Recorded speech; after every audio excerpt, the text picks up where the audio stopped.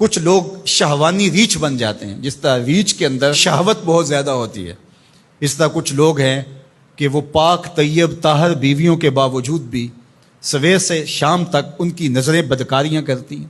ایسے ایسے بدکار لوگ ہیں کہ کالج کے اندر اپنی بیٹی کو بھی چھوڑنے جا رہے ہوں تو وہاں بھی اپنی نظر کو محفوظ نہیں رکھ پاتے، حالانکہ وہ اپنی بیٹی کو چھوڑ کے آ رہے ہیں۔ ہر وقت ان کی فطرت ریچھ کی طرح ہوتی ہے، گندے غلیظ۔ تو یہ فطرت بدل گئی ہے۔ قرآن نے جو کہا نا اولئک کل انعام بل ہم اضل، یہ چپائے ہو گئے ہیں، بلکہ فرمایا چپایوں سے بھی بدتر ہو گئے۔ یہ چپایوں سے بدتر کیا ہے؟ آپ نے چپائے کو دیکھا ہوگا، جب اس کی جنسی خواہشات پروان چڑھتی ہیں اور وہ جنسی خواہشات کی تکمیل اور تسکین چاہتا ہے تو نر اپنے مادہ کو تلاش کرتا ہے۔ آپ نے کبھی نہیں دیکھا ہوگا کہ کوئی نر سے جفتی ہوا ہو، لیکن انسان جب فطرتاً گندا ہو جاتا ہے تو پھر یہ جانوروں کی فطرت سے بھی نیچے گر جاتا ہے، یہ نر سے بھی جفتی ہو جاتا ہے۔ پھر اس کا مطلب کیا ہوا؟ بل ہم اضل، یہ اس سے بھی گندا اور غلیظ ہو گیا۔ اور اس شخص کے پلے رہتا کیا ہے کہ جو اتنا غلیظ اور گندا ہو جاتا ہے؟ چلتا پھرتا انسان نظر آتا ہے، شکل سے انسان نظر آتا ہے، بل ہم اضل، بلکہ چپایوں سے بھی آگے گزر گیا ہے، چپایوں سے بھی رویتاً جو ہے وہ آگے گزر گیا ہے۔ وہ درندہ بنتا ہے تو پھر جانور بھی جانوروں کو جو ہے وہ چیرتے پھاڑتے ہیں اور ان کا قتل کرتے ہیں، شیر، لیکن اس کو صرف اس وقت قتل کرتا ہے جب اس وقت بھوک لگتی ہے۔ جب اس کو بھوک نہیں ہوتی تو وہ کسی دوسرے جانور کا شکار نہیں کرتا، اور دوسرا وہ شکار کرتا ہے تو اپنے ہم جنس کا شکار نہیں کرتا، دوسرے کا شکار کرتا ہے۔ اور انسان جب درندہ صفت ہوتا ہے تو یہ انسانوں کے گوشت کے ٹکڑے کر کے اس پہ رقص بھی کرتا ہے۔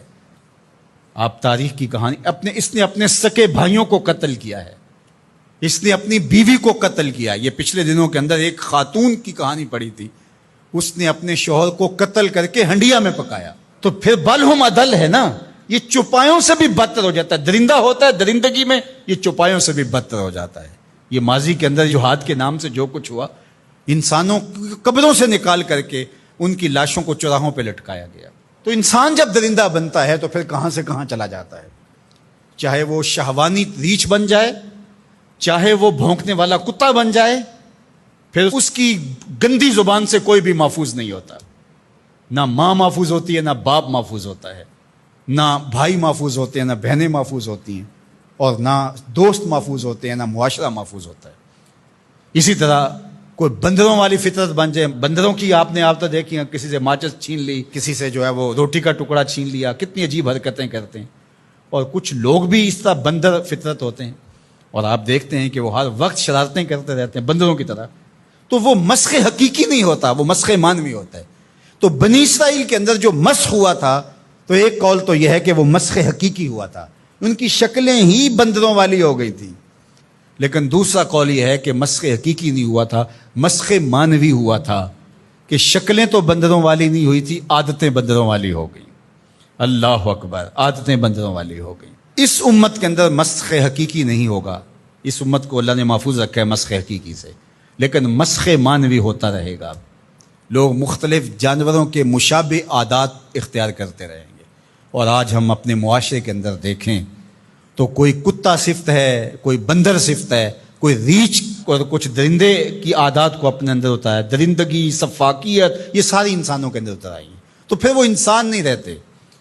غالب نے کہا تھا نا کہ آدمی کو بھی میسر نہیں انسان ہونا، جب یہ حد سے گزرتا ہے تو پھر بہت آگے نکل جاتا ہے، اور پھر یہ انسان نہیں رہتا بلکہ بندروں اور خنزیروں سے بھی آگے بڑھ جاتا ہے۔ اور یہ میں نہیں کہہ رہا، اولئک کل انعام، قرآن کہتا ہے یہ چوپایوں کی طرح ہے، بل ہم اضل، بلکہ چوپایوں سے بھی گیا گزرا ہے، چوپایوں سے بھی آگے گزر جاتا ہے۔ یہ تجاوز جب کرتا ہے تو اس کے پلے کچھ نہیں رہتا۔ تو انسان کی جو قدر و قیمت ہے وہ تو اس کے اس عقل و شعور، فہم، ادراک، اخلاقیات سے ہے، اور اگر اس کے پاس یہ کچھ نہیں رہا تو یہ شکل تو ابو لہب کے پاس بھی تھی، یہ تو ابو جہل کے پاس بھی تھی۔ تو اس لیے قرآن مجید کے ان احکام کا اور ان واقعات کا انطباق کرے اپنے اوپر کہ ہم اس میں سے کس عذاب میں، کس مصیبت کے اندر مبتلا ہیں اور ہو سکتے ہیں، اور اس سے بچنے کی صورتیں کیا ہیں۔